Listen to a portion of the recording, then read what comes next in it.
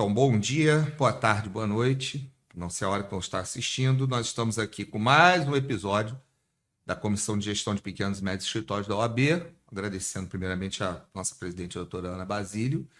E a gente hoje está como convidado aqui a nossa querida Ellen Pickler, que ela é advogada especialista em Direito das Famílias, presidente da Comissão de Apoio Jovem Advogado de Nova Iguaçu, muito bem representado em Nova Iguaçu hoje aqui, e presidente da Comissão de Fiscalização de Publicidade Irregular, da OAB RJ Centro.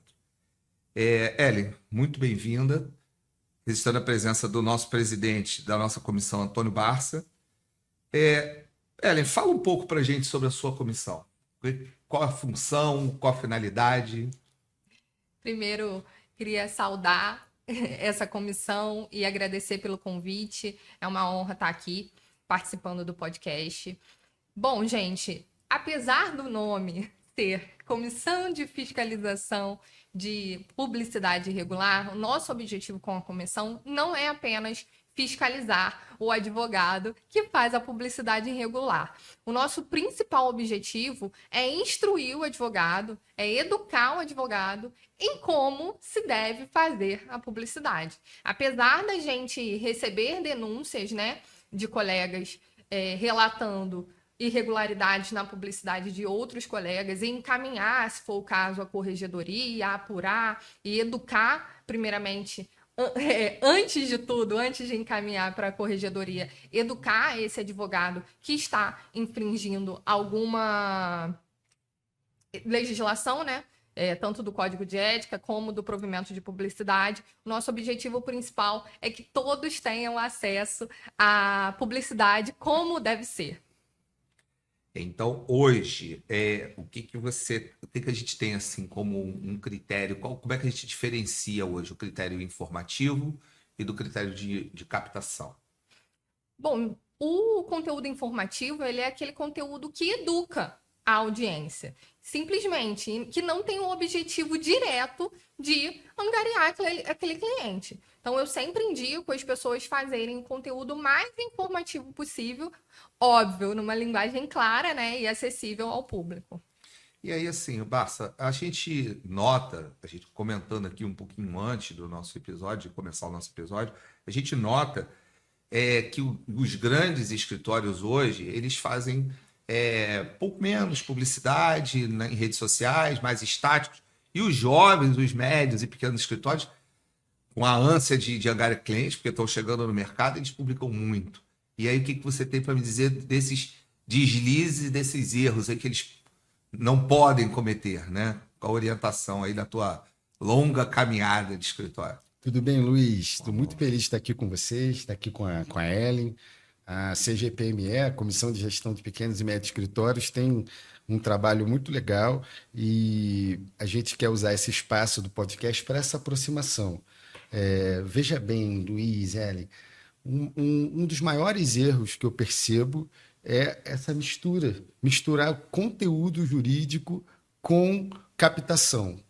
Eles até começam o post, o story, aquela interação de uma forma com conteúdo jurídico, explicando ali o que é a demanda, quais são os direitos, mas no final me parece que tem uma escorregada e ou vai para angariação ou vai para mercantilização, que é aquela palavra de fechamento, me chame no direct, às vezes promessa de resultado. Então eles misturam, confundem conteúdo técnico com captação. E isso não pode acontecer jamais.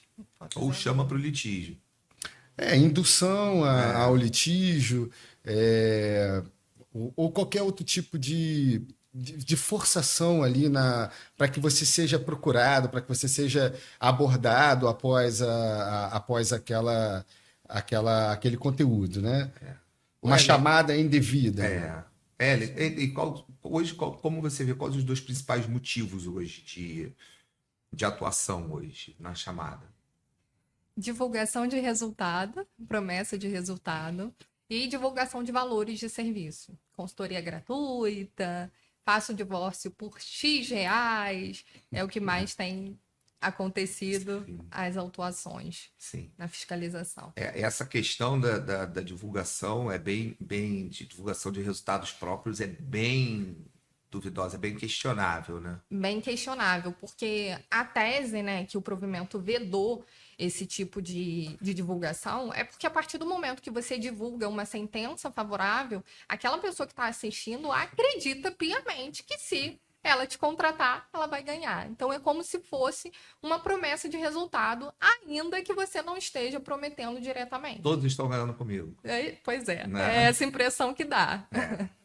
E Barça, assim, hoje, mais uma vez contando com a tua experiência, né? Qual é a diferença que o pequeno e o médio está chegando hoje na rede social? Porque isso nem é de porte, né? O advogado pode ser... Está chegando... o pequeno e médio, eu digo novato na rede social, né? Qual é a diferença aqui entre visibilidade, você faz uma postagem para ter visibilidade, e você faz uma postagem de oferta de serviço? Faz esse link aí para o pessoal que está chegando na rede social entender isso. Pergunta muito boa, excelente, interessante. Aí que está o X da questão, né? Todo mundo tem direito de ter visibilidade. Não é proibido você ter o site com a sua localização, a sua especialidade. E o que você não pode é fazer uma oferta de serviços. Isso não é possível. Você não pode fazer promoção, você não pode divulgar formas de pagamento, de facilidades que você tem no seu escritório. Por exemplo, aqui no escritório a gente tem parcelamento em 12 vezes ou qualquer tipo de oferta diferenciada. Recebe no cartão. Então, o advogado ele tem que procurar ter visibilidade através de conteúdo jurídico. Tá? Antigamente, quando você ainda tinha uma imprensa escrita, eu me lembro que eu sempre, às vezes, via alguns anúncios de grandes escritórios dizendo que a partir de agora, o doutor Luiz Eduardo vem compor a nossa banca criminal, ou então que as nossas instalações mudaram, estamos no prédio do Jockey Club. Isso é até permitido, Sim. porque é um anúncio informativo para a sua clientela.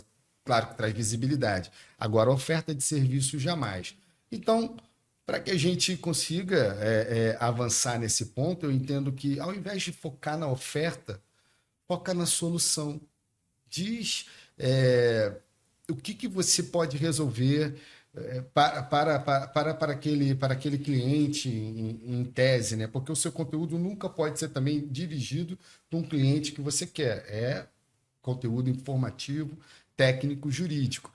Focar na solução, né? Até o aspecto da neurovenda, né? Você faz uma venda não dizendo, olha, estou aqui te vendendo, mas simplesmente criando uma noção de que aquilo pode ser resolvido por aquele profissional. Uhum. É sutil, é difícil. É por isso que a gente briga tanto, e nosso episódio 1 foi essa disciplina aqui.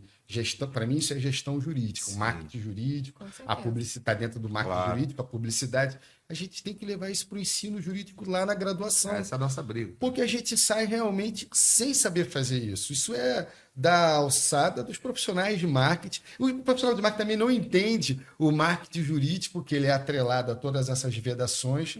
Então, é uma coisa difícil, mas ainda bem que a OAB está trabalhando. E hoje nós temos aqui a Ellen, essa importante comissão, que é a Comissão de Fiscalização da Publicidade Irregular. E não é só fiscalizar, né, Ellen? É educar também. Educar também. Eu posso deixar só um alerta? Deixa. Pessoal, se atentem na contratação do profissional de marketing. Exatamente. A maioria dos profissionais de marketing não conhecem o provimento que regula a publicidade. Então, cuidado nas contratações. O barato pode sair caro nesse caso. Você precisa de um profissional que saiba o que é vedado pela OAB. Só um adendo, você leu meu pensamento? Porque, porque a gente, até nesse episódio, a gente está concentrando muito em rede social, porque é o que está mais em 90%, né, da publicidade. Mas são todas as publicidades, do outdoor, do envelopamento de um coletivo, de um transporte público, da porta de um simples site na porta do escritório. Isso tudo conta, né? Porque uma coisa é ter a plaquinha aqui na porta no andar, né? Outra coisa é você ter uma loja de rua com seu outdoor. Eu me preparei para o episódio e assim como eu faço no direito, né, no direito processual, direito material, eu vou para os precedentes. o que tem de condenação para panfletagem, Sim. Não, muito. outdoor. E Já você teve advogado contrata que uma botou- agência que vai fazer isso tudo. teve, eu não sei se é agência ou foi por iniciativa do advogado ou da advogada, mas ele. Porque você sabia que é possível colocar placa no seu escritório ou na sua residência. Eu estudando, eu vi lá essa norma. Então tem gente que confunde isso, coloca um outdoor. Até carreta de caminhão já teve publicidade. Sim. Então não é só nas redes sociais, realmente. Tem de Não tudo. é só rede social, né? Um tempo atrás que começava, você botava em comarcas até, né? Sim. Regionais, você abre uma loja de rua e coloca um letreiro, né? E tem as obrigatoriedades do letreiro que tem que constar, né? E aí a rede social só amplia isso, né? Envelopa transporte público, né? E aí você vê isso. Tem regra para o letreiro, tá? Não Tem pode, regra não pro pode ser letreiro. luminoso. Tem regra- Sim, tem não regra. tem especificação de Tem que ter tamanho. inscrição, tem que ter o número da inscrição. Moderação, discrição e sobriedade. Sempre. Agora vamos lá, a gente divulgando previamente nosso episódio, tem um elenco de perguntas que a gente teve que filtrar muito. E assim, parto para algumas perguntas que a gente selecionou assim. Hoje, Ellen, como é que a gente impulsiona o conteúdo jurídico, né? Qual a condição principal para impulsionar, né? Sendo vamos voltar a falar de rede social, de internet, né? A gente pode impulsionar ele, faço o link dentro da rede social para o meu site, para mostrar como é a minha estrutura, é o que o Bassa falou. Mudamos para o endereço tal, nossa estrutura agora, estamos com andar tal, estamos crescendo. Como é que seria isso? Pessoal, falar sobre impulsionamento eu adoro, porque foi uma forma de democratizar a publicidade na advocacia. Porque antigamente a gente via grandes escritórios fazendo grandes ações de marketing e hoje o jovem advogado, puxa a sardinha pro meu público. Hoje o jovem advogado com pouquíssimo dinheiro pode investir em impulsionamento. O impulsionamento, ele pode ser feito desde que tenha os requisitos do provimento, né? 205. Desde que seja conteúdo informativo, sóbrio, com caráter educativo e não com chamada para ação e com o objetivo de angariar cliente. Passa, o que você recomenda para, assim, curtamente, como é que se impulsiona com segurança? O que a Ellen disse, né? A Ellen aqui, mas é por isso que ela está aqui, né?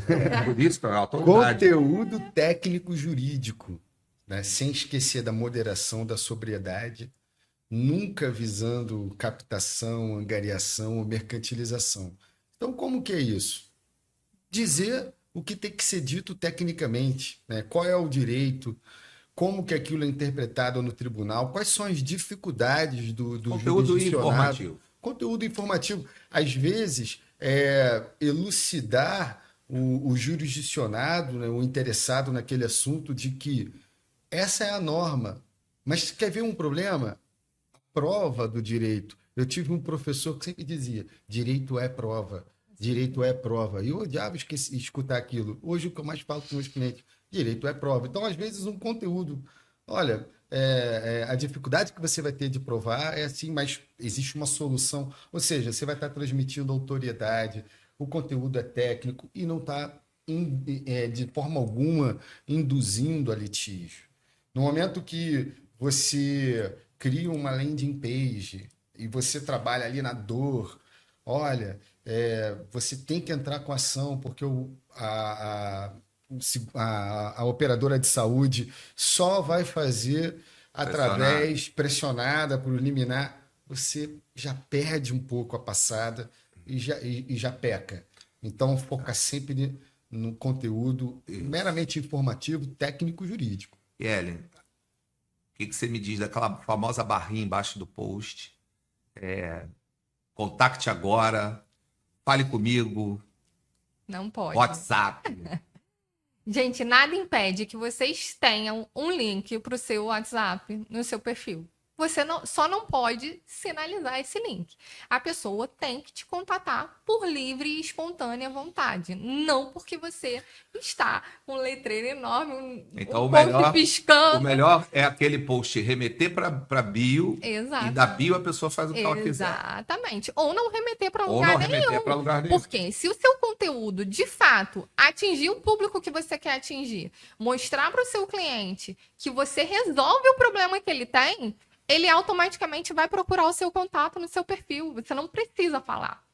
Então, qual seria, assim, pergunta vai para os dois, qual é a chamada segura num post? Ou não tem chamada segura? A gente coloca um post e sem a famosa barrinha contact? Tem a famosa a famosa barrinha. A barrinha autorizada hoje é a barrinha para o seu próprio perfil. Porque o seu próprio perfil induz a pessoa a simplesmente acessar o seu conteúdo. Ela ganha liberdade dali. Exatamente. A pessoa tem que se sentir livre para contratar ou não e não ser induzida a isso. Perfeito. Mas eu acredito que, por exemplo, para fechar Você vai pensar numa estratégia. Vou explorar aqui o direito imobiliário. Eu acredito que você possa colocar uma chamada, por exemplo, se esse tema te interessa, acompanhe os próximos conteúdos. Ou então, se ficou alguma dúvida, comente no post para a gente gerar mais conteúdo nesse sentido.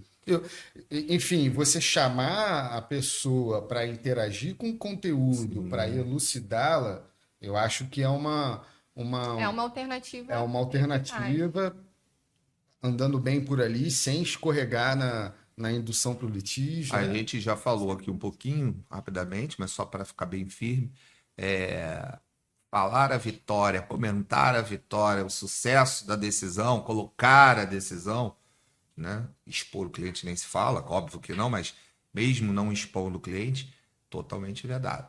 Completamente vedado. Sério risco de sofrer uma punição ético-disciplinar. E aí, Barça, o que você aconselha, assim, rapidamente, entre resultado e propaganda? Entre resultado e propaganda? Essa demonstração de resultado, quer dizer, que é vedado, ou você sugerir resultados e a sua propaganda como autoridade?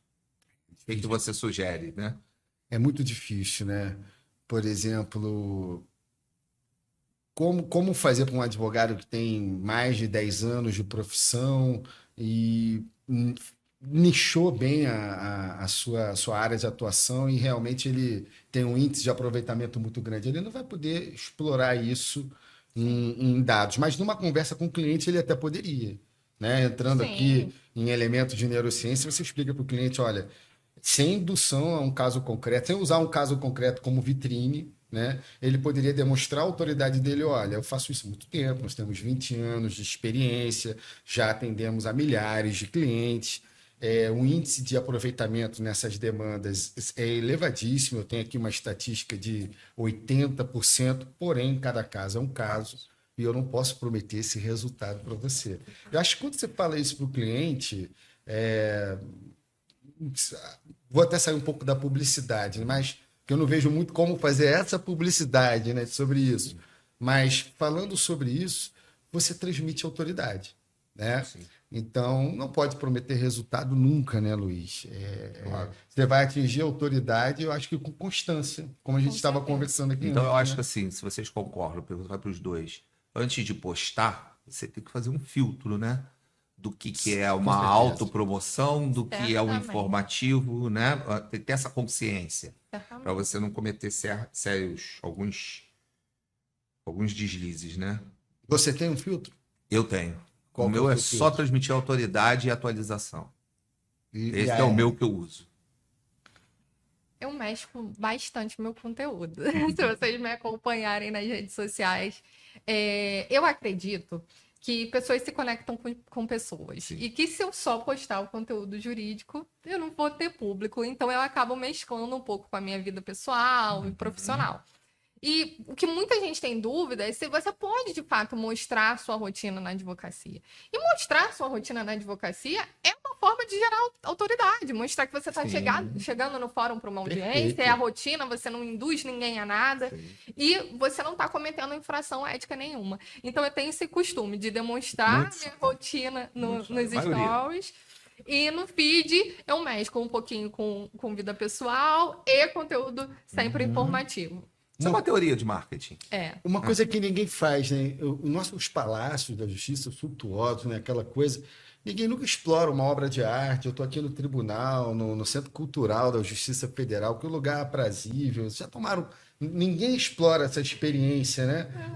Você não pode falar, ganhei a causa aqui na Justiça Federal, mas você pode elogiar as instalações, fazer ali algum tipo de. Eu vou fazer de uma foto. pergunta breve pra Ontem, gente. eu fiz uns stories, gente, Ah. falando da música do fórum. Ah, Falei, legal. gente, eu tenho que confessar uma coisa pra vocês. Eu poderia ficar o dia Inteiro inteiro sentado. ouvindo a música do fórum. Sentado no corredor dele o dia inteiro. Atinge o seu gosto, aquela musiquinha, até o tom, a altura do som, né? É. Fica aquela música boa, né? Gente, É. o papo tá ótimo. Eu vou ter que fazer uma pergunta e depois pro encerramento. Google Ads, tráfego pago, pode? Pode. Desde que cumpra os requisitos. Desde que com os requisitos, né? Agora vamos lá para cada um, brevemente, um recado para os novatos de rede social, independente de idade, de tempo de escritório, né? O cara pode ter um escritório de 25 anos, igual a gente está fazendo aniversário esse ano. Parabéns. Então, me orgulha muito.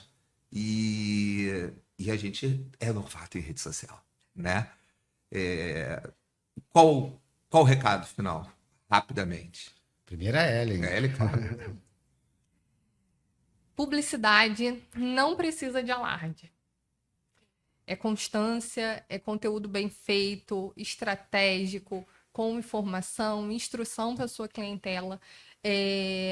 Atingir a autoridade é um dos fatores principais para a contratação de um cliente. Então, você não precisa induzi-lo a isso, não precisa fazer alarde, não precisa fazer publicidade apelativa para isso. Então, é só você demonstrar a sua autoridade, sua constância, sua consistência no conteúdo, que certamente a sua publicidade vai dar certo. Basta, 1 minuto. 1 minuto é o suficiente. Pessoal, antes de partirem para campanhas de marketing, arrumem a casa de vocês. Né? Insira todos os elementos básicos de gestão na advocacia, no escritório de vocês, na sociedade que vocês têm. Aí vai criar os procedimentos de produção do serviço jurídico, gestão Se o lixo der financeira, certo, você não dá conta. RH, né? Para aí sim você ir atrás do cliente. Eu sei que o cliente é a base de tudo na atividade, na operação advocatícia. Sem o cliente, nada faz sentido, né? A gente estudou, se formou para atender cliente. Agora, o marketing, é claro que você quer ampliar a sua base de cliente, mas para fazer isso, tem que fazer com segurança, tem que fazer com atenção às normas de publicidade e tem que estar com toda a sua gestão, a sua casinha arrumada. Então, arrumem a casa de vocês, a gestão, para depois partir para a publicidade, para o marketing jurídico. Bom, gente, eu agradeço vocês imensamente. Ellie, leva um abraço imenso do Nova Iguaçu. Eu que adoro agradeço. aquele fórum. Sou Luiz Eduardo Guimarães, agradeço Barça, mais uma vez a oportunidade de estar aqui. E acho que esses conselhos podem ser muito úteis, né? Compartilhem, né, esse conteúdo para mais informações. Até o próximo episódio.